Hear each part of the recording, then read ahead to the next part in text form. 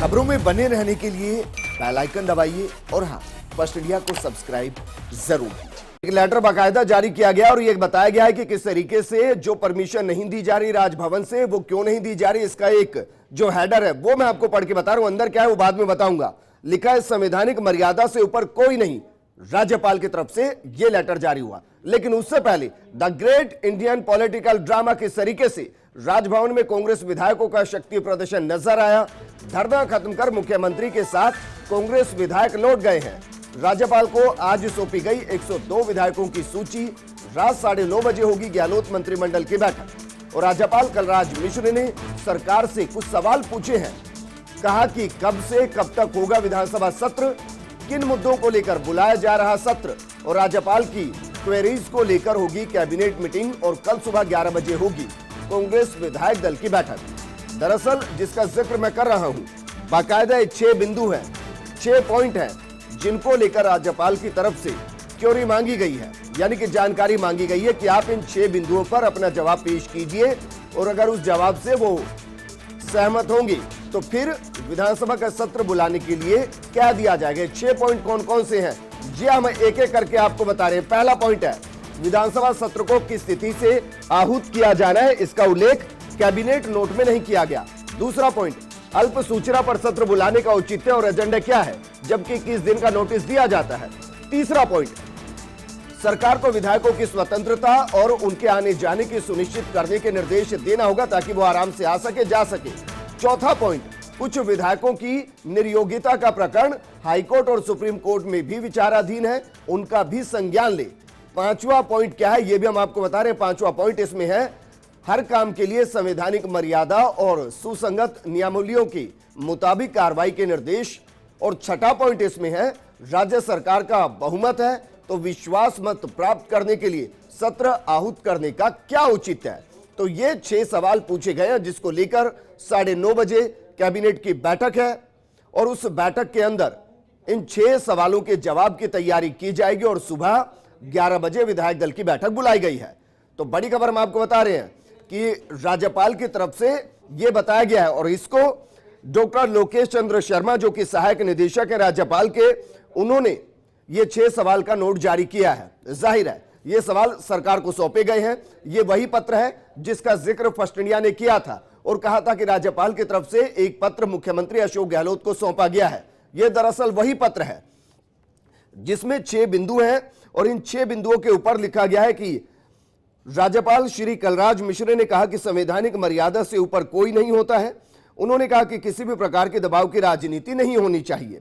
आगे इसमें लिखा है, राज्य सरकार द्वारा दिनांक 23 जुलाई 2020 को रात में विधानसभा के सत्र को अत्यंत ही अल्प नोटिस के साथ आहूत किए जाने की पत्रावली पेश की गई। पत्रावली में गुण दोषों के आधार पर राजभवन द्वारा परीक्षण किया गया और विधि विशेषज्ञों द्वारा परामर्श भी प्राप्त किया गया। इसके बाद राज्य सरकार के संसदीय कार्य विभाग को राजभवन द्वारा निम्नलिखित बिंदुओं के आधार पर स्थिति प्रस्तुत करने के लिए पत्रावली प्रेषित की गई है। इसके बाद वो 6 बिंदु लिखे हैं जिसका जिक्र किया गया और ये सवाल वो जिनका जवाब और राज्य सरकार को राजभवन को देना है और अगर राजभवन संतुष्ट होगा तो उसके बाद सत्र को आहूत किया जा सकता है। लेकिन इसमें कुछ महत्वपूर्ण पॉइंट हैं जिनका जिक्र बेहद जरूरी। पॉइंट यह कि छठा बिंदु सबसे पहले लेते हैं। पॉइंट यह है कि राज्य सरकार का बहुमत है तो विश्वास मत प्राप्त करने के लिए सत्र आहूत करने का औचित्य क्या है। यानी कि अगर सरकार ये मान रही है कि बहुमत है तो फिर सत्र को बहुमत टेस्ट करने के लिए क्यों लाना, ये सवाल है जो 6ठे नंबर पर है। अब चौथा पॉइंट देखिए। चौथा पॉइंट यह है कि कुछ विधायकों की निर्योग्यता का प्रकरण हाईकोर्ट और सुप्रीम कोर्ट में चल रहा है, तो ऐसी कंडीशन के अंदर उसका संज्ञान भी लिए जाने के निर्देश राज्य सरकार को दिए गए हैं। साथ ही कोरोना के राजस्थान सरकार में वर्तमान परिप्रेक्ष्य में तेजी से फैलाव को देखते हुए किस प्रकार से सत्र आहूत किया जाएगा, इसका भी विवरण प्रस्तुत किए जाने के निर्देश दिए गए हैं। यानी कि यह भी पूछा गया है कि वर्तमान स्थिति में कोरोना जो राजस्थान में तेजी से बढ़ रहा है, कोरोना से बचते हुए बाकायदा किस तरीके से सत्र को आहूत किया जाएगा, वो कौन कौन सी तैयारियां हैं जो सरकार की तरफ से कर ली गई, उसका भी विवरण राजभवन को देना होगा। इसमें दूसरा पॉइंट देखिए, दूसरा पॉइंट बेहद महत्वपूर्ण है। उसमें लिखा गया है कि अल्प सूचना पर सत्र बुलाए जाने का ना तो कोई औचित्य प्रदान किया गया, यानी कि कोई कारण बताया नहीं गया, और ना ही 21 दिन का नोटिस दिया गया। कोई एजेंडा प्रस्तावित नहीं किया गया। सामान्य प्रक्रिया में सत्र आहूत किए जाने के लिए 21 दिन का नोटिस दिया जाना आवश्यक होता है। यह बताया गया कि आपने जो देर रात ये कहा गया कि सोमवार से सत्र बुलाया जाएगा, 48 घंटे के अंदर अगर सत्र बुलाना है तो फिर आपको बताना पड़ेगा कि वो कौन सी इमरजेंसी है। अगर सामान्य प्रोसेस के तहत आपको सत्र बुलाना है तो फिर 21 दिन का वक्त चाहिए। ये दरअसल वहां से खड़ा होता है कि जब मुख्यमंत्री ने भी बाकायदा कहा कि अगर मंत्रिपरिषद सत्र आहूत करने के लिए राज्यपाल के पास जाते हैं तो राज्यपाल बाउंड है सत्र बुलाने के लिए। वो कारण यहां पर दिया गया है कि वो कौन सी बात जिसमें 48 घंटे के अंदर सत्र को बुलाया जाए, वरना सामान्य प्रोसेस के तहत 21 दिन के अंदर सत्र को बुलाया जाता है, यानी कि 21 दिन पहले सत्र कब से आहूत होगा ये बताया जाता है। एक और महत्वपूर्ण, इसको जरा समझिए क्योंकि ये हर जो बिंदु है वो राजस्थान की राजनीति के वर्तमान हालात को पूरे तरीके से क्लियर करते हैं।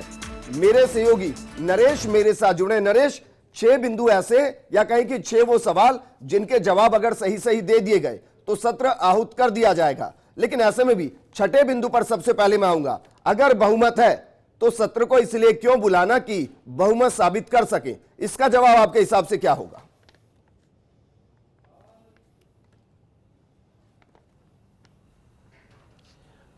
देखिए विजेंद्र, जहाँ तक सत्र बुलाने की शुरुआती बात है तो कहीं इस बात का उल्लेख नहीं किया गया है मुख्यमंत्री की तरफ से कि वो बहुमत साबित करने के लिए ही ये सत्र बुला रहे हैं।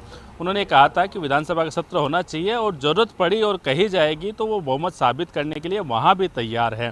तो ऐसा नहीं है कि मुख्यमंत्री ने विधानसभा का सत्र इस उद्देश्य से बुलाया है या ऐसा कोई पत्र लिखा है कि हम बहुमत साबित करना चाहते हैं इसलिए सत्र बुलाए। देखिए, राज्यपाल ने जो 6 बिंदु लिखे हैं उन 6 बिंदुओं में उन्होंने क्वेरीज, जो जैसे मैंने पहले भी कहा था कि 6 करीब ऐसे कई क्वेरीज है जो राज्यपाल उनका जवाब चाहते हैं, और इसी कारण से विजेंद्र फिर से कैबिनेट की बैठक होगी आधे घंटे बाद मुख्यमंत्री आवास पर। अब 3 अहम बिंदु है, 3 अहम बातें जो बताऊं मैं आपको। पहली बात, कैबिनेट की बैठक से ठीक पहले 6 ऑब्जेक्शन जो राज्यपाल के द्वारा उठाए गए हैं वो आधिकारिक रूप से जारी कर दिए गए हैं। दूसरी बात यह कि इस पत्र के जारी होने के कुछ देर बाद कैबिनेट की बैठक बैठेगी जिसमें इन बिंदुओं पर चर्चा होगी और उनके लिए जो भी क्लेरिफिकेशन सरकार की तरफ से देना है वो भेजा जाएगा, आज ही भेजा जाएगा। फिर से प्रस्ताव जाएगा जो विधानसभा का सत्र बुलाने के लिए। लेकिन इस बीच एक और अपडेट मैं आपको बता दूं कि राजभवन के सामने एक महिला कांग्रेस नेत्री है, वो धरने पे बैठी है, अपना विरोध प्रदर्शन जता रही है। कारण क्या है ये भी हम थोड़ी देर में आपको दिखाएंगे और बताएंगे।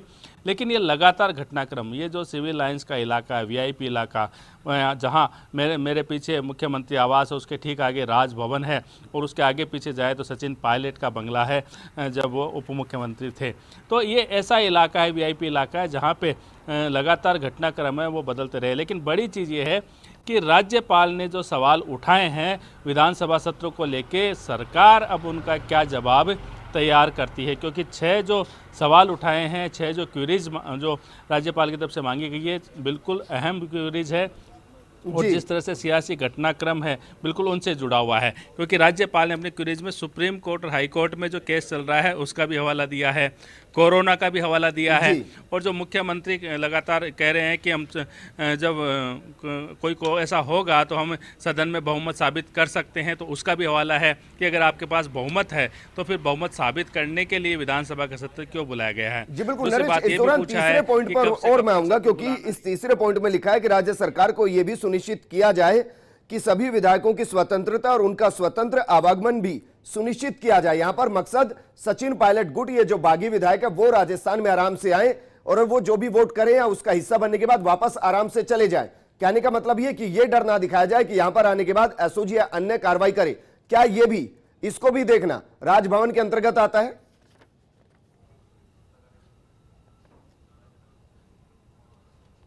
बिल्कुल, देखिए जैसे मैंने कहा ना कि ऐसे ऐसे बिंदु जो है इस पत्र में उठाए गए हैं, जिसमें ये भी है कि जो विधायक, जो बागी विधायक है वो विधानसभा तक पहुँचे, अगर विधानसभा का सत्र बुलाया जाता है तो उन पर कोई पाबंदी ना हो, किसी तरह से उनके आने जाने पे कोई रोक टोक ना हो। लेकिन बड़ी चीज़ ये है विजेंद्र कि इससे पहले भी विधानसभा के सत्र हुए हैं, लगातार होते रहे हैं, लेकिन कभी इस तरह की क्वेरीज हमने नहीं देखा कि इस तरह से अलग एक पत्र लिख के कभी इस तरह की क्वेरीज है वो भेजी जाए सरकार को सत्र आहूत करने के लिए, पहले फिर से स्पष्टीकरण देना पड़े, फिर से कैबिनेट बुलानी पड़े। लेकिन चूंकि प्रदेश में सियासी संकट है, ऐसे सियासी संकट में राजभवन और मुख्यमंत्री जो कार्यालय है, कह सकते हैं मुख्यमंत्री राज्यपाल के बीच में जो टकराहट है वो स्वाभाविक थी, क्योंकि ये स्थिति का सामना आखिरकार करना ही था। बिल्कुल नरेश, शुक्रिया हमारे साथ जुड़ने के लिए। वाकई में 6 महत्वपूर्ण बिंदु जिनके इस सरकार को जवाब देने हैं और उसके बाद सत्र आहूत हो सकता है।